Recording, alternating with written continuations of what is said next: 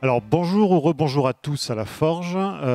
Aujourd'hui on accueille Paul, qui est donc développeur chez S2I Tout à et qui fait. va nous parler de gamification. Alors moi il y a un truc que j'ai appris il y a longtemps, c'est que les mammifères, donc nous, hein, on apprend mieux avec le jeu qu'autrement. C'est pour ça que votre chat, quand il joue avec un bout de ficelle, là, en fait il apprend à devenir un psychopathe sanguinaire.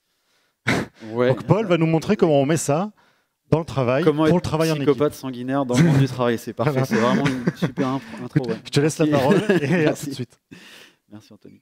Bienvenue à vous, aventurières et aventuriers du code, paladins de la sainte pipeline, les rôdeuses du refactoring, les enchanteuses front-end, les orques DevOps. Aujourd'hui, je vous invite à ajouter une quête à votre journal de quête, une quête un peu particulière. Alors, je ne vais pas vous parler de nouvelles techno, de framework hype ni diagène. J'en ai beaucoup fait ces dernières années, mais non, je vais parler de quelque chose qui m'anime beaucoup et de ce qui fait que tous les jours on se connecte à notre IDE, qu'on review les merge requests, qu'on décrypte des tickets Jira parfois un peu obscurs. Et surtout, je veux vous parler de motivation et de la motivation qu'on a dans nos métiers. Pourquoi certains jours on a de l'élan, de l'envie et d'autres où chaque clic c'est vraiment un effort. Pourquoi des tâches qui sont similaires parfois peuvent être très captivantes et parfois profondément fatigantes selon le contexte, l'équipe, enfin, voilà, ou l'énergie du moment. En fait, si on pouvait explorer cette question de la motivation en s'inspirant de nos expériences de jeu, pas pour faire semblant que le boulot, c'est un loisir, parce qu'il ne faut pas oublier que c'est très sérieux, mais parce que le jeu, lui, il sait très bien comment motiver et comment impliquer, comment donner du sens à ce qu'on fait.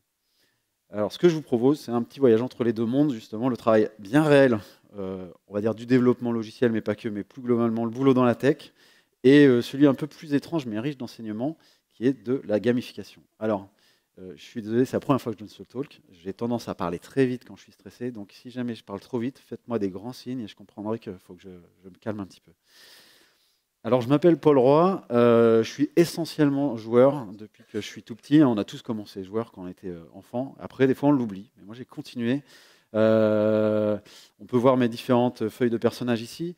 Je suis très geek. Je fais beaucoup de jeux de société, du jeu de rôle aussi, où je suis maître du jeu, notamment à Donjons et Dragons depuis un moment. Et puis aussi, je collectionne des cartes à collectionner, Magic pour ne pas le citer.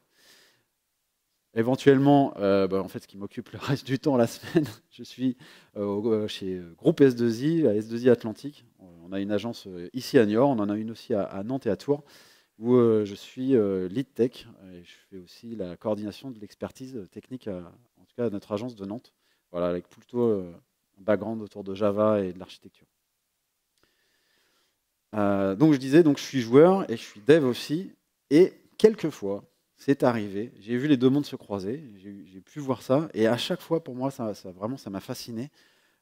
Très vite, je me suis tout de suite demandé la question, mais est-ce que c'est possible de faire les deux? Ça me plairait vraiment beaucoup. Si je pouvais jouer au boulot, ça serait top. Mais est-ce qu'on peut vraiment mélanger le jeu, qui est en fait un espace de plaisir et de liberté, avec le monde du travail, qui est souvent contraint, sérieux, pressurisé? Et aussi, en fait, est-ce qu'on a le droit de le faire? Est-ce que si on doit gamifier une tâche pour la rendre acceptable, supportable, est-ce qu'on ne se trompe pas un petit peu de combat? Et finalement, est-ce qu'on n'essaie pas de manipuler, nous manipuler en essayant de nous faire croire que le travail c'est fun, alors qu'en fait ça peut être aussi très fatigant. Euh, on pourrait croire aussi que parler de jeu dans un contexte pro, ça sonne un petit peu léger, voire gadget, pas pris au sérieux. Le jeu, en fait, c'est souvent quelque chose qui est associé à l'enfance, dans l'imaginaire collectif. Et le travail, c'est pas censé être fun, donc on ne serait pas censé pouvoir mélanger les deux. Et souvent, on n'est pas pris au sérieux quand on parle de jeu au travail.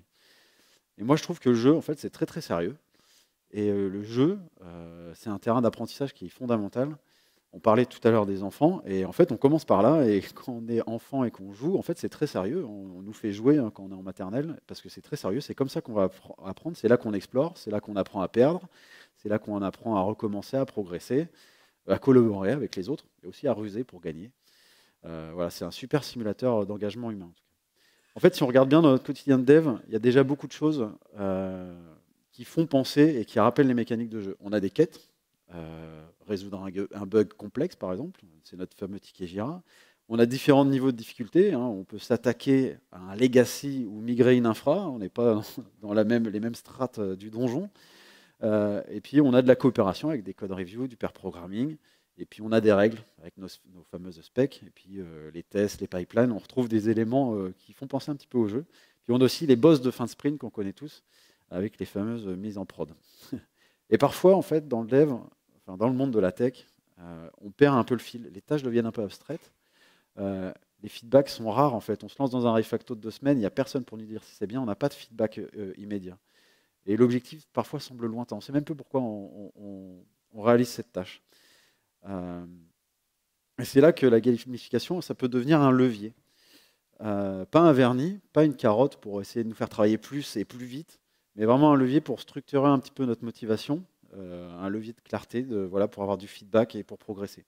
C'est pour ça que je crois beaucoup au potentiel de la gamification, pas pour faire du travail un amusement obligatoire, parce que ça serait contre-productif. Il y a des gens qui n'aiment pas jouer, peut-être ici vous n'aimez pas jouer, c'est possible aussi. Enfin, vous ne seriez pas venu pour entendre parler de gamification, je pense, mais on ne sait jamais. Enfin, en tout cas, moi je pense qu'il faut redonner du sens et de l'envie, et c'est possible avec la gamification, surtout des fois où on a la routine, la dette technique, le flou un peu de nos organisations, voilà, qui nous grignote un peu d'énergie. Alors pour commencer, je voulais vous parler de qu'est-ce que c'est que la gamification, qu'est-ce qu'on entend par là, est-ce que ça a été théorisé? Spoiler, oui. Alors, soyons clairs, la gamification, ça ne sera pas une baguette magique pour améliorer tous vos projets et gagner en vélocité. Ce n'est pas non plus un habillage pour une activité qui est absurde. Si elle est absurde, elle est absurde. Ce n'est pas la gamification qui va changer ça. Ce n'est pas une réponse à tous les problèmes, mais moi, je vois ça vraiment comme une boussole, une grille de lecture qui peut motiver vous et vos équipes à s'impliquer, à progresser, à se dépasser, même dans des contextes qui sont parfois complexes en tout cas. Et quand on gamifie bien, on ne rend pas juste la tâche fun. On n'est pas juste là pour s'amuser, que ça soit fun. En fait, on la rend plus lisible, plus gratifiante, collective, et on ajoute des mécaniques qui sont très claires pour faire émerger l'envie. Et parfois, un peu de plaisir. Mais si on utilise pour masquer la réalité, comme un vernis de fun qui en plus serait obligatoire, bah là on se plante un petit peu. Et en fait, on manipule, et c'est pas ce que je défends aujourd'hui. Et ce que je défends, c'est vraiment une approche lucide. Voilà, comme je disais, comme un outil pour transformer. En fait, il faut l'imaginer comme on a des briques pour améliorer notre vie au travail. On a eu la brique de l'agilité, on a rajouté du DevOps, on rajoute plein de choses. Et je pense que je vois le jeu comme une autre brique qu'on peut utiliser pour faire du design organisationnel un petit peu. Voilà, pas comme un pansement de nos problèmes culturels dans le dev, dans la tech ou dans nos entreprises. Alors, quand on parle de gamification, parfois on pense à des points, à des badges, à des classements. C'est possible, c'est juste des manifestations superficielles de ce qui fait parfois un jeu. Mais ce qui compte, je pense, c'est les mécaniques de fond de ce qui fait que le jeu nous motive. Celles qui font que dans un jeu, on reste concentré, motivé, qu'on va se coucher à 4 heures du matin parce que le jeu est très prenant. C'est ça qui nous motive, en fait. Voilà. Enfin, même face à des défis difficiles dans le jeu, on reste motivé. Alors, la première chose, c'est d'avoir des objectifs clairs. C'est le premier levier dans un bon jeu. Et on sait toujours quoi faire dans un bon jeu. Il y a toujours une quête, une mission, une prochaine étape. On a un journal de quête. Tout est très clair. Et en développement, enfin dans la tech, je parle beaucoup de développement, mais c'est parce que c'est mon univers, mais dans la tech, il y a parfois l'inverse. Les tickets sont flous, s'il y a un ticket, les enjeux ne sont pas visibles, en fait, on ne sait pas pourquoi on se bat, et il y a des tâches, on ne voit pas du tout à quoi on contribue. Voilà, donc quand on gamifie, on redonne la trajectoire un peu visible, c'est dire, voilà, ça c'est notre quête commune, voilà ce qu'on peut faire pour y contribuer, voilà comment tu peux progresser pour y arriver. Et la deuxième chose qui est hyper importante, c'est un deuxième pilier, c'est vraiment le retour, le feedback. Dans chaque jeu, il y a un effet immédiat. Tu tapes sur un ennemi, tu vois sa barre de progression de vie là, qui descend. Tu prends un objet, tu le vois dans ton inventaire. En dev, parfois, on passe 2 jours, comme je disais tout à l'heure, à refacto quelque chose, et en fait, on n'a aucun retour qui nous dit si on est sur la bonne voie. Avec la gamification, on peut réintroduire un peu ces boucles de feedback visibles. Alors, ça peut être des choses qui soient très, j'en parle après, on va dire extrinsèques, c'est-à-dire des petites badges, des jauges, des barres de progression, mais ça peut aussi être autre chose. Et c'est pas pour jouer au sens enfantin, mais c'est vraiment pour restaurer le lien entre on fait quelque chose et on a une reconnaissance. Même si parfois, il faut faire attention, ça peut être juste superficiel. Il y a 2 choses dans la motivation, il y a 2 types de motivation qui sont importantes d'identifier. C'est ce qu'on appelle, alors désolé pour le gros mot, mais les motivations extrinsèques. En fait, c'est le plus visible, c'est les récompenses. C'est le cadeau, c'est le trophée, c'est le classement, c'est la médaille. Voilà. Ça peut fonctionner, notamment pour démarrer un petit peu l'engagement. On est toujours motivé pour gagner la coupe, pour gagner la médaille, voilà.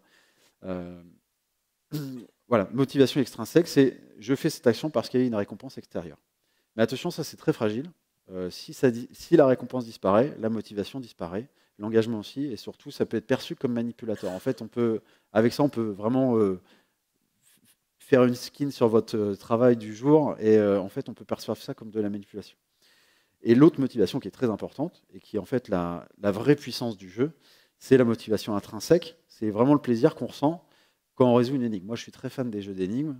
Avec ma femme, on est en train de refaire tous les Myst, qui sont des vieux jeux, on adore. Et en fait, vraiment, ce qui nous fait plaisir, c'est pas les récompenses. Il n'y a personne pour nous récompenser. On est juste là tous les deux. Et quand on se regarde et qu'on réussit un niveau, c'est vraiment, on a réussi un niveau difficile, on a exploré un nouveau monde. Et c'est ce plaisir-là qu'on reçoit. Il n'y a pas besoin de récompense. Il n'y a pas besoin d'une personne qui vient nous dire bravo. Voilà, il n'y a pas besoin d'être le premier. C'est vraiment l'expérience qui est engageante. Voilà.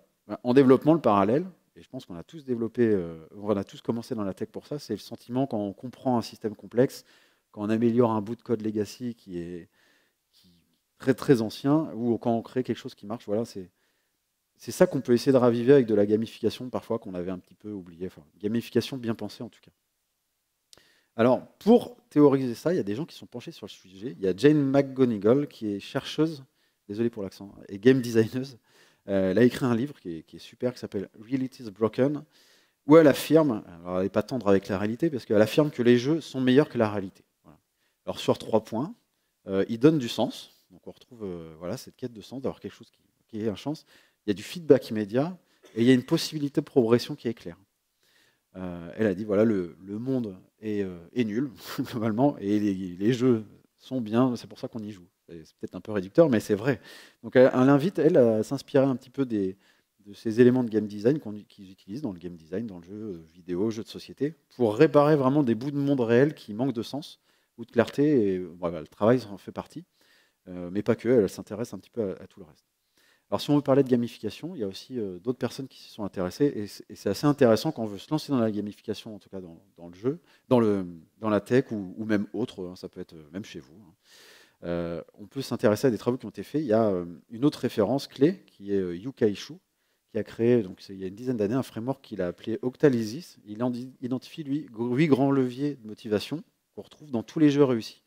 Vous allez voir, je vais vous les montrer. Et alors, peut-être pas pour le Uno, mais en tout cas pour des jeux qui vous motivent tous les jours, mais pour des jeux un peu plus complexes. Mais pour le Uno, peut-être qu'on en retrouvera aussi des leviers qui sont dedans. Il y a des leviers qu'on peut activer, en tout cas dans nos organisations, qui sont présents dans le jeu. La première chose, on en parlait, c'est le sens. La raison profonde pour laquelle les utilisateurs sont attirés par une activité, un produit, la raison profonde, enfin voilà ce qui nous anime, sentiment de contribuer, d'impact ou de connexion émotionnelle. Il y a l'accomplissement. C'est la motivation, moi ça me parle beaucoup, qui est liée à la sensation de progrès et de réussite. Moi quand je joue à des jeux, j'adore finir le jeu en entier, je suis très complétionniste comme on dit. Voilà, la liste de tâches et de défis à rentrer, les cases à cocher, moi ça me parle beaucoup, je ne sais pas pourquoi, c'est ça qui m'anime beaucoup dans le jeu. Voilà. Donc il y a des récompenses, il y a des étapes qui sont des éléments clés là, pour cet accomplissement. Il y a, alors un peu compliqué à traduire en français, c'est l'empowerment, voilà, c'est la sensation de reprendre le contrôle, d'avoir une influence et une maîtrise qu'on a en tant que joueur, en interagissant avec un système.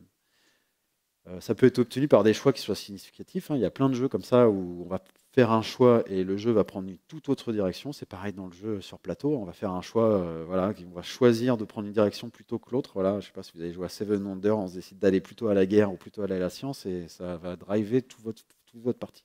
Ça, c'est hyper significatif, c'est hyper important. Et ça peut être aussi les possibilités de personnalisation. Si vous avez joué à des RPG comme Baldur's Gate, vous avez peut-être passé 1 heure ou 2 à faire votre skin de personnage. En fait, c'est très kiffant, si je peux me permettre le terme. Voilà, on a la maîtrise sur le jeu, en tout cas, d'une certaine manière. Il y a la notion de propriété aussi. C'est le sentiment de posséder, le sentiment de possession, d'avoir une responsabilité, d'attachement à quelque chose. Ça peut être un objet, mais ça peut être autre chose. Voilà, les utilisateurs, ils sont motivés lorsqu'ils ont le sentiment qu'il y a quelque chose qui leur appartient et qu'ils ont vraiment un vrai contrôle dessus. Il y a l'influence sociale aussi, ça c'est important pour tout le monde, mais pas pour tout le monde de la même manière. Voilà, donc influence sociale, c'est l'interaction avec les autres. Ça peut être le désir de se conformer, de faire la même chose que les autres, de faire partie d'un groupe, voilà, de coopérer, mais ça peut être aussi l'aspect compétition. Il y a toujours une interaction avec les autres et chacun y trouve son compte, hein, selon si on préfère la compétition ou plutôt coopérer. Il y a aussi l'idée de rareté. Donc c'est la valeur perçue d'une récompense, une opportunité en raison de sa rareté ou de la difficulté de l'obtenir. Moi, en tant que maître du jeu, j'ai rencontré beaucoup de joueurs qui étaient très impatients d'avoir la fameuse épée +2 dont ils avaient fait commande 1 an auparavant. Et si on ne la donne pas, ils sont très mécontents. Mais en tout cas, eux, c'est ça qui va les motiver, c'est de posséder cet objet-là. Même s'il n'est pas très puissant, c'est juste le fait qu'il soit rare, ça les motive pour jouer. En tout cas. Et puis, les deux derniers items dont je voulais vous parler, c'est l'anticipation. Donc voilà, c'est l'excitation, l'attrait qu'on a à quelque chose on sait qui va arriver, qui va venir comme des récompenses, ou ça peut être juste un événement ou juste la prochaine tâche. En tout cas, le fait d'anticiper. En fait, on le voit même chez les enfants, beaucoup dans le jeu. Ce qu'ils aiment bien, c'est la répétition, parce qu'en fait, ils peuvent anticiper, ils prennent beaucoup de plaisir à ça, à revoir quelque chose va se produire, ils savent que ça va se produire et ça se produit, et c'est un grand plaisir pour eux. En fait, on le conserve un petit peu en tant qu'adulte, voilà, quand on grandit. Et puis, il y a l'inattendu. Voilà, donc là, un petit peu, c'est la petite cerise sur le gâteau, c'est le fait qu'il y ait des choses, voilà, de la surprise, de l'inattendu qui arrive dans votre expérience de jeu. Donc, voilà, si vous voulez gamifier, vous pouvez vous intéresser à ces frameworks qui sont super intéressants. De vous dire, bah, ok, je vais gamifier, je vais créer un jeu au travail autour d'une activité. Et qu'est-ce que je peux aller piocher là-dedans dans ces frameworks pour essayer de voir si ça colle ou pas. Donc, je vais vous présenter 3 retours d'expérience que j'ai eu ou vécu ou que j'ai connus pour vous donner une idée de ce qu'on peut faire en termes de gamification. La première chose, c'est Sonar Smash. Donc, c'était au Devox 2019. J'ai vu Helen Wallace et James McMahon qui travaillent chez Murex. Donc chez Murex, ils avaient une base de code qui avait 15 ans, une dette technique qui avait vraiment été un défi majeur pour eux. Et pour y remédier, ils ont lancé donc une initiative qu'ils ont appelée Sonar Smash. C'est une compétition interne qui vise à inciter les développeurs à améliorer la qualité de leur code. Eux, ce qu'ils se sont rendus compte, c'est leur réduction ligne par ligne de la qualité, une réduction ligne par ligne de la dette technique, ça ne fonctionnait pas. En tant que ça a usé tout le monde, surtout de s'attaquer à des fichiers énormes. Enfin, voilà. Et donc, ils ont tenté autre chose. Ils ont décidé de le gamifier et de rendre cette tâche visible, engageante, collective. Ils ont créé Sonar Smash. Alors là, ce que je vous montre, c'est une partie de leur présentation que vous pouvez trouver sur YouTube. Vous cherchez Devox Sonar Smash, vous allez trouver.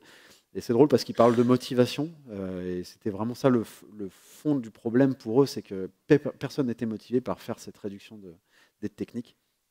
Donc, ils ont organisé ça par équipe. Donc les équipes avaient pour objectif de corriger des défauts identifiés par Sonar. Vous connaissez SonarCube. Donc ils avaient 15 000 défauts, 3 000 jours de dette technique identifiés par Sonar. Et eux, ce qu'ils ont mis en place, c'est un système de points qui récompensait les corrections. Et ils ont mis en place des prix symboliques, comme par exemple un repas offert, un mug, etc. Bon, tout ça, c'est très de la surface, mais voilà, ils attribuaient ça aux meilleurs contributeurs. Ils ont utilisé, donc, je disais, SonarCube, et puis ce qu'on avait comme plugin à l'époque. Hein, maintenant, il y en a beaucoup plus, mais il y avait SonarLine, Jacoco, etc. Et puis tout un tas d'outils d'analyse statique. Et ils ont mis en place un scoring maison basé sur la dette technique qui était résolue, la couverture de test qui était rajoutée et la lisibilité du code. Ils ont fonctionné par équipe de 2 à 5, des équipes mixtes, en expérience, en service, pas que des devs. Ils n'ont pas les mêmes coéquipiers que leur sprint habituel. Donc, en faisant ça, ils ont réussi aussi à faire du décloisonnement. Voilà, c'était très bien pour se faire rencontrer des gens qui n'étaient pas du même univers. Ils ont publié clairement les règles, et ça c'est important sur un wiki. Les critères étaient hyper transparents. Bon, ils ont mis en place des thématiques, donc ça c'était leur choix. Ils ont décidé de faire un coup Game of Thrones, un coup c'était dans l'univers du sport, voilà. Et la visibilité était hyper forte en termes de culture d'entreprise. Ils ont annoncé ça en sprint review. Ils ont fait un leaderboard qui était dynamique avec des trophées qui étaient affichés, un classement en temps réel. Voilà, alors pour eux, c'était vraiment pas juste une course. C'était vraiment un événement d'équipe à un moment où les devs aussi juniors, ils allaient chercher des refactos que personne ne voulait faire. En fait, ça les a poussés à aller un petit peu plus loin et faire des choses qu'ils n'auraient peut-être pas voulu faire sans cette gamification. Et ils y ont pris du plaisir, etc. Donc le résultat, c'est qu'ils ont refactoré 230 classes. Il y a eu plus de 1000 défauts qui ont été résolus, 7000 lignes de code qui ont été couvertes par les tests. Et pour eux, en fait, le plus important, c'est que ça a eu un impact culturel hyper fort dans leur entreprise. Il y a eu vraiment une prise de conscience collective de ce qu'était leur deck technique. Tout le monde n'avait pas conscience. Et puis, il y a eu beaucoup de fierté dans la réalisation, de l'entraide. Voilà, je disais, il y avait les non-devs qui étaient impliqués, donc ça, c'était important pour eux. Donc, meilleure compréhension entre métier et tech. Voilà. Et forcément, le management, qui était un peu frileux au début, parce que quand on parle de jeu au management, ça fait un petit peu peur, mais qui a été enthousiaste parce qu'ils ont vu voilà, une super stratégie pour faire de l'amélioration continue, qui soit un peu ludique pour le coup, mais stratégique pour eux. Alors, il y a quelques leçons là-dedans. Alors, j'ai pris cette slide, mais c'est issu de leur présentation.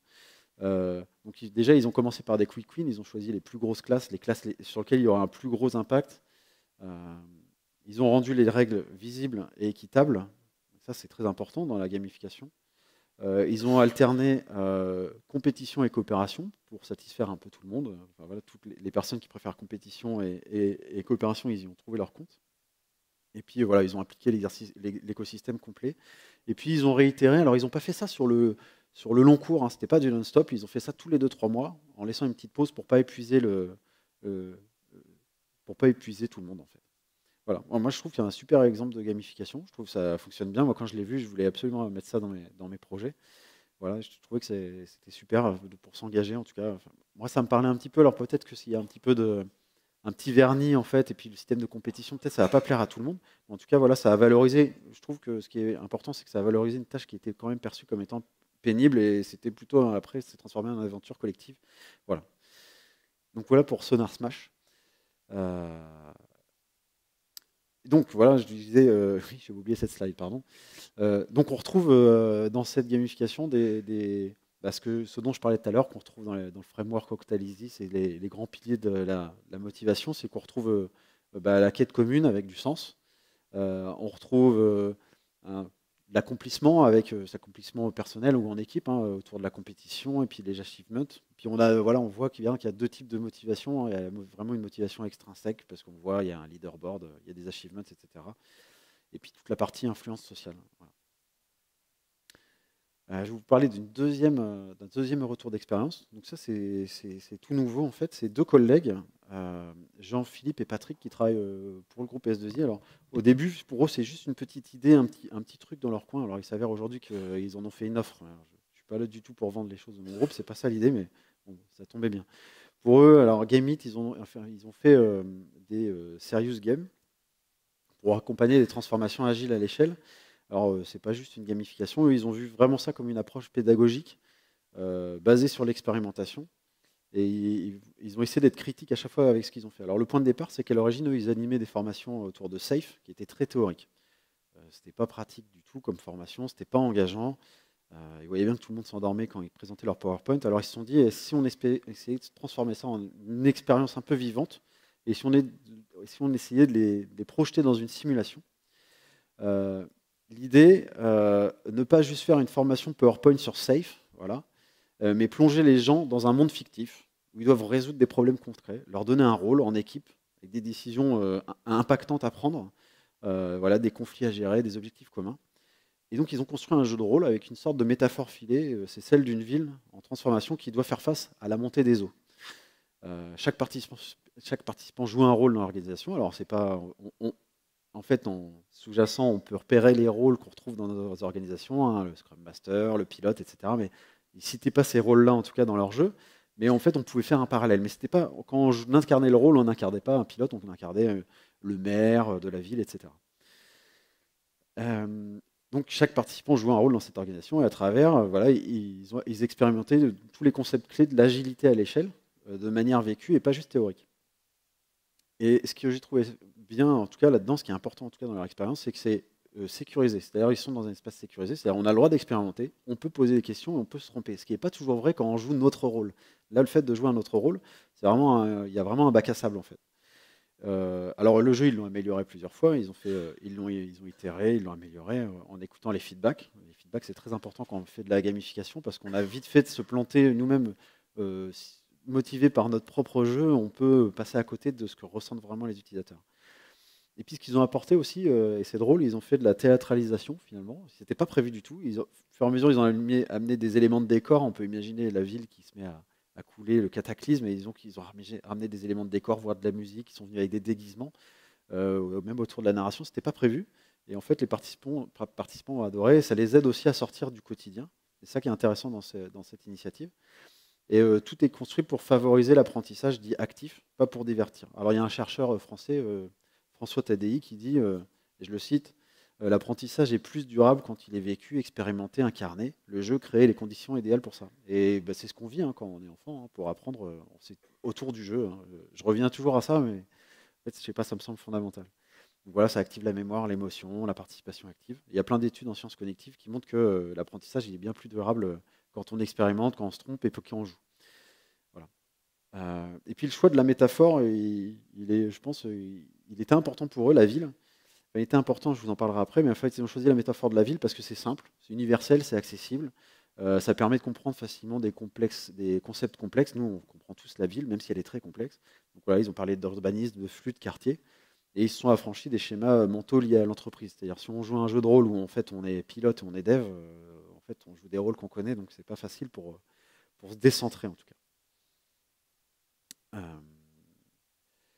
Et Jean-Philippe et Patrick, alors j'avais fait pratiquement toute ma présentation avant de les rencontrer, et j'ai tout refait quand je les ai rencontrés parce qu'ils ont vraiment un regard très critique avec la gamification et ils m'ont vraiment. Bon, avant j'étais très excité par cette présentation. J'avais vu que ce qui était en surface, mais pas ce qui était dans le fond, et ça m'a vraiment fait tout changer. Eux, ils ont une vision très critique. Pour eux, il faut faire attention à ne pas infantiliser, parce que si on fait juste donner des badges et des récompenses, en fait, on ne résout pas du tout les vrais problèmes de fond. Et si on a gamifié alors qu'en fait la tâche est absurde et fatigante, c'est pas parce que c'est fun que c'est pas fatigant en fait. Voilà, c'est pas pour masquer les dysfonctionnements. S'il y a des dysfonctionnements, par contre, le jeu il peut permettre de les montrer. Et ils insistent aussi sur l'inclusivité. C'est pour ça qu'ils ont choisi le monde enfin la ville en tout cas.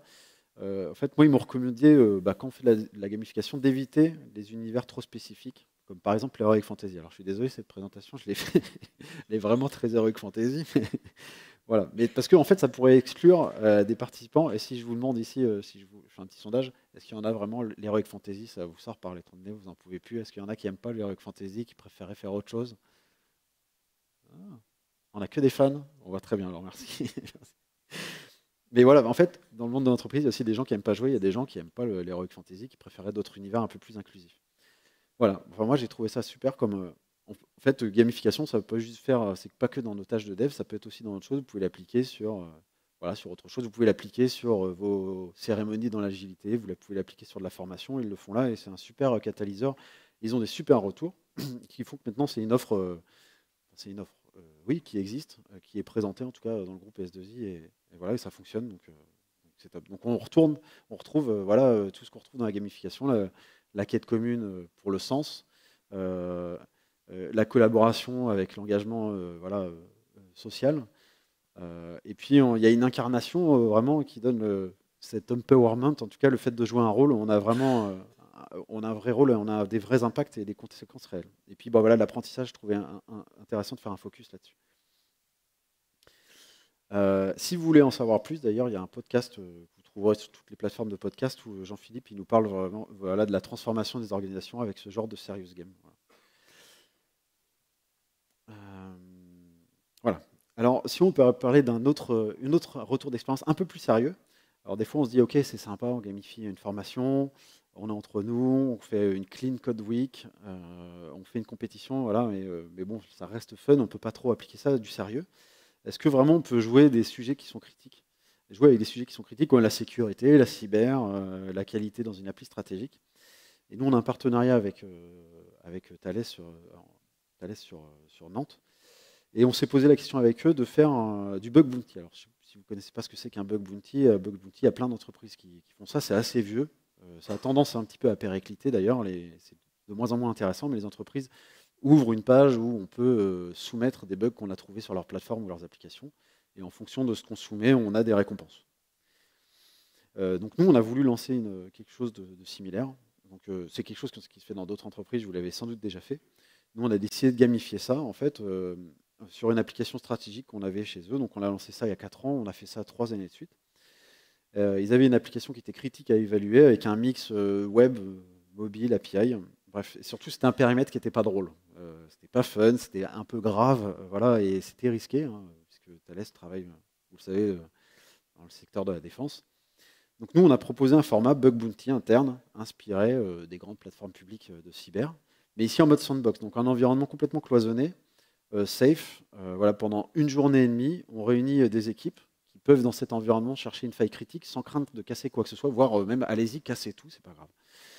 Donc on a constitué 4 équipes avec un vrai mix de profils, des devs, des testeurs, sécu, infra. On a même eu des gens qui étaient plutôt avec un profil agilité people, on va dire. Et donc on avait un jour et demi avec donc un système de scoring, hein, avec un score pour chaque type de bug. Forcément, plus de points pour de la gravité, des failles critiques, moins de points pour de l'orthographe et de la typo. En fait, les gens, déjà, ils ont joué avec ça, parce qu'il y a des gens qui sont plutôt allés complétionnistes, ils vont essayer de faire plein de fautes d'orthographe et d'avoir le plus de points avec des petits bugs. Et il y en a qui ont plutôt cherché le bug le plus what the fuck, la grosse incident de sécu, etc. Donc carte blanche pour faire leur attaque. Et là, ça a super bien marché. Nous, on a été très très satisfaits, au-delà de nos attentes un peu. Il y a des bugs qui ont été trouvés. Mais c'est surtout que nous, on avait 2 équipes qui ne se parlaient pas trop et qui se sont mis à parler ensemble de pratiques, de ce qu'ils faisaient, etc. Enfin, pour nous, ça a été une expérience. Une journée et demie, c'est comme si on avait bossé ensemble pendant des mois. Voilà, et puis il y a eu beaucoup de créativité avec des bugs vraiment. C'était écrit un what the fuck. Voilà, au-delà de l'ambiance, il y a une profondeur dans les résultats qu'on a trouvés. On a renforcé vraiment la robustesse de leur appli. On a identifié des failles qui n'étaient pas couvertes par les tests. Et tout ça, c'était un petit peu grâce à cette gamification. On n'est pas certain que si on avait fait ça dans un contexte très sérieux, ça aurait fonctionné. Là, c'est vraiment, on a fait le système de compétition, on les a poussés à se dépasser en collaboration ou individuelle, avec des récompenses. On a eu des petites récompenses à la fin.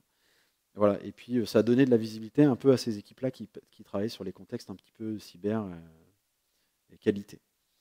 Bref, donc on a fait cette parenthèse un petit peu ludique avec eux, mais vraiment c'était hyper structurant dans la relation qu'on construit avec eux autour de leurs applis. Et voilà. Donc ça montre qu'on peut jouer sérieusement quand on conçoit bien les règles du jeu. Voilà.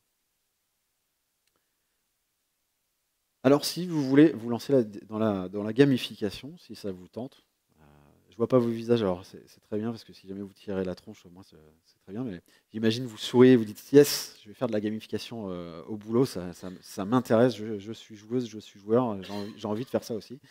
Alors quelques petites astuces. Alors peut-être je vais me répéter, hein, j'ai tendance à me répéter, mais c'est parce que voilà, le discours était le même au début et à la fin, mais avant de se lancer, petite remarque sur ce sur quoi vous deviez faire attention. Je le disais, en fait, la gamification, c'est pas juste mettre des points et des badges. Attention, vraiment, essayer de designer une expérience qui soutient la motivation des équipes. Essayez, voilà, c'est un travail de fond et pas de surface.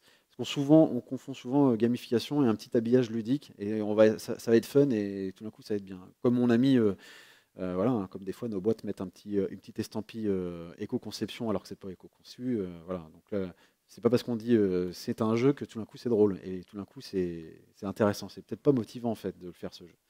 Voilà, ça serait comme quand on a un RPG, vous savez, où il y a une liste, un jeu de rôle où il y a une liste de quêtes à faire et on coche les cases. Alors moi j'aime bien en tant que complétionniste, mais ça plaît pas à tout le monde. Ça fait un petit peu carte de fidélité, vous savez. Dans un vrai jeu, ce qui nous fait rester, c'est la qualité de l'expérience. On nous donne de la liberté et ça c'est important. Si vous faites de la gamification, donnez cette liberté. Il faut avoir des choix. Pourquoi pas un monde à explorer? Il y a des gens qui adorent explorer dans les jeux, et puis d'avoir vraiment ce feedback avec du retour régulier de l'histoire, une montée en puissance, etc. Donc on peut adapter ça au monde du travail, c'est tout à fait possible, pas pour travailler à la réalité, mais pour l'organiser différemment, voilà, pour que ça soit lisible, collectif, etc. En fait, vous allez faire du design d'organisation comme on l'a fait avec l'agilité, par exemple. Alors ça peut intéresser forcément vos Scrum Masters qui vont se dire « Ah mais oui, je vais faire ça pendant mes cérémonies », mais vous aussi en tant que peut-être technicien, dev, DevOps, infra, en fait, vous pouvez aussi porter ce message-là et puis animer quelque chose. Et parfois, c'est fun. Donc ça, c'est tant mieux. Alors, quand on parle de jeu, on pense souvent à ce qui nous plaît à nous. Moi, il y a des choses qui me plaisent, qui vont peut-être pas vous plaire dans le jeu. Et moi, il y a des jeux que j'adore et que ma femme déteste. On essaie de jouer ensemble. On essaie de trouver un terrain commun. Voilà, tout le monde ne joue pas au jeu pour les mêmes raisons. Et tout le monde ne répond pas à la même façon à une gamification. Donc, attention de ne pas faire juste de la compétition, parce que ça se trouve, vous allez écarter une partie des gens qui vont d'ailleurs trouver ça complètement rebutoire. Donc il y a quelqu'un qui a joué, qui a étudié les joueurs de MMO, de jeux massivement multijoueurs, je ne sais même pas si on dit encore MMO, Richard Bartle, qui a proposé une typologie simple pour un peu identifier les types de joueurs. Si vous devez vous lancer là-dedans, peut-être faites un petit sondage auprès de votre équipe pour savoir un petit peu quels sont les grands types qu'on a dans la salle. Donc d'abord, il y a les achievers, ce sont ceux qui aiment bien atteindre des objectifs, qui aiment bien remplir des missions, débloquer des badges. Voilà. Vous les connaissez peut-être. Il y a ceux qui aiment bien explorer, qui aiment bien comprendre, découvrir les systèmes. Eux, ils ne sont pas du tout intéressés par débloquer des succès, etc. Eux, ce qu'ils ont envie, c'est de comprendre. Ils ont envie de creuser le fonctionnement profond, etc.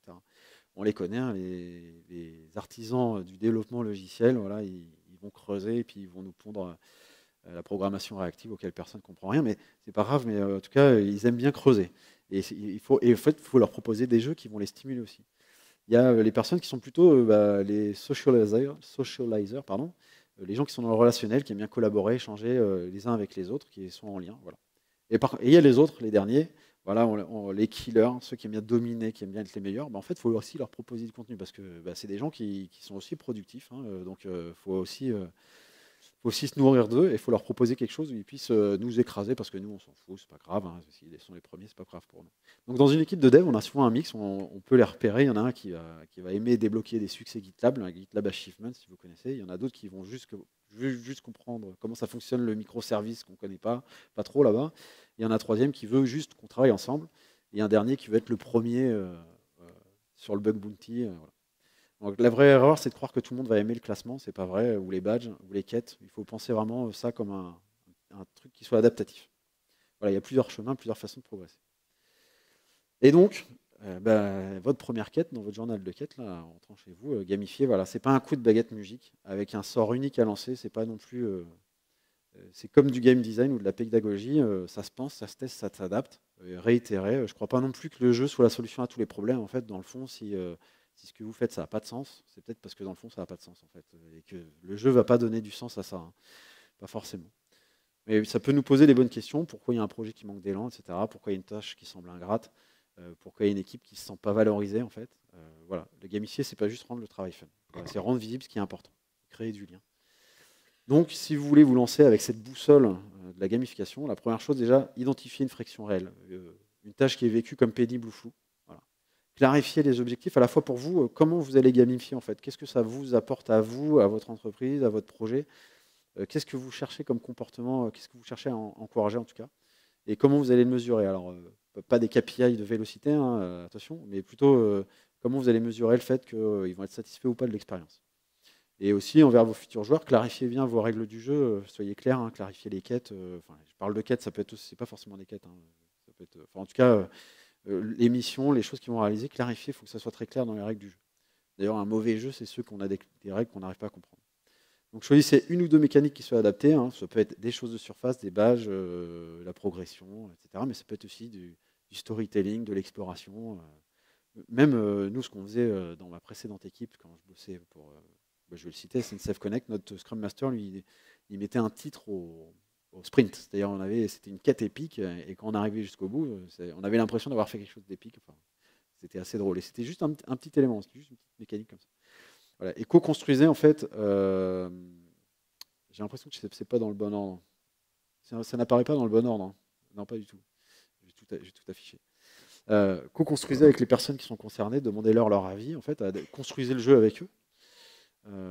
Une gamification qui est imposée, elle s'est souvent rejetée, donc faites participer les gens à la création des mécaniques, ça sera bien plus efficace. Et rendez ça désactivable, optionnel. En fait, surtout, il ne faut pas que le jeu soit imposé, hein, tout le monde ne veut pas jouer, donc il faut que ça soit enrichissant pour ceux qui ont envie. Quoi. Et puis, voilà, je disais, avec des boucles de feedback mesurées, écoutées, ajustées, voilà, demandez régulièrement, est-ce que, à votre équipe, est-ce que ça vous motive ce qu'on a fait, est-ce que vous vous sentez valorisé, etc. Voilà, donc c'est un petit peu artisanal. Ça demande un peu de finesse. C'est artisanal, il n'y a pas de choses à appliquer et ça fonctionne. Voilà. Ce qui vraiment transforme une gamification qui est subie en moteur pour votre organisation, c'est ce côté un petit peu artisanal. Voilà, si je peux vous laisser avec une seule idée, cherchez pas à rendre le travail fun, mais par contre, essayez de le rendre clair, motivant, vivant. Et si le jeu peut vous y aider, jouez. Voilà. Merci.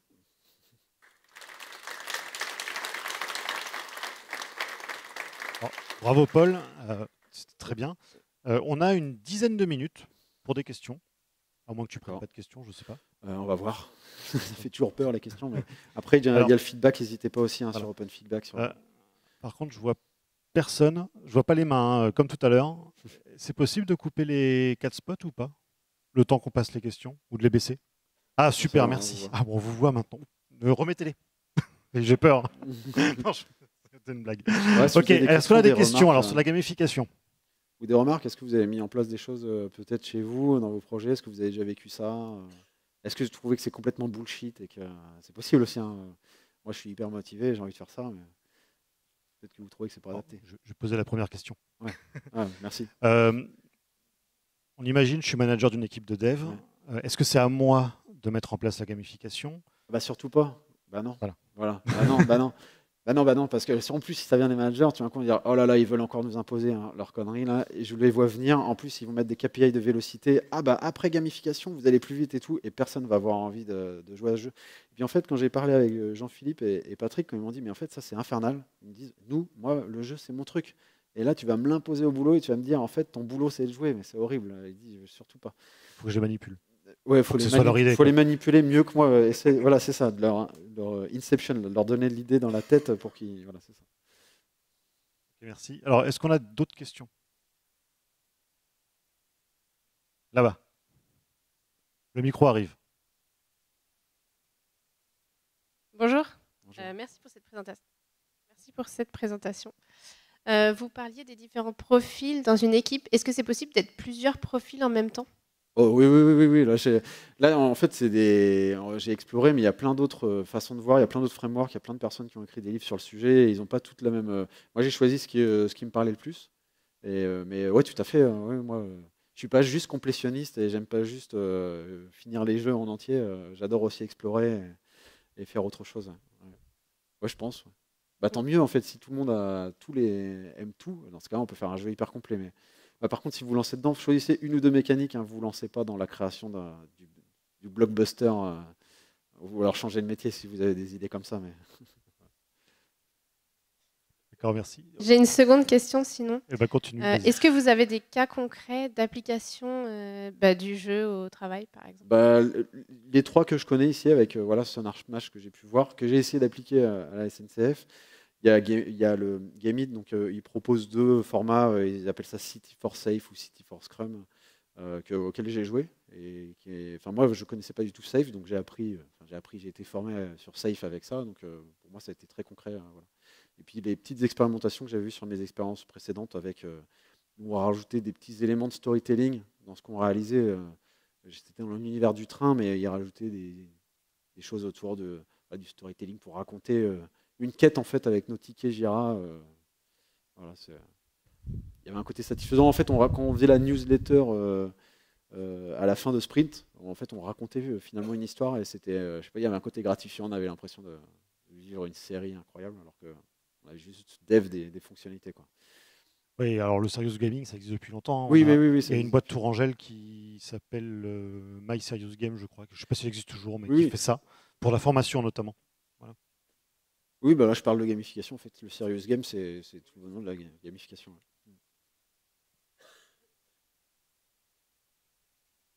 D'autres questions? Allez, soyez pas timides. Alors, combien de temps il nous reste?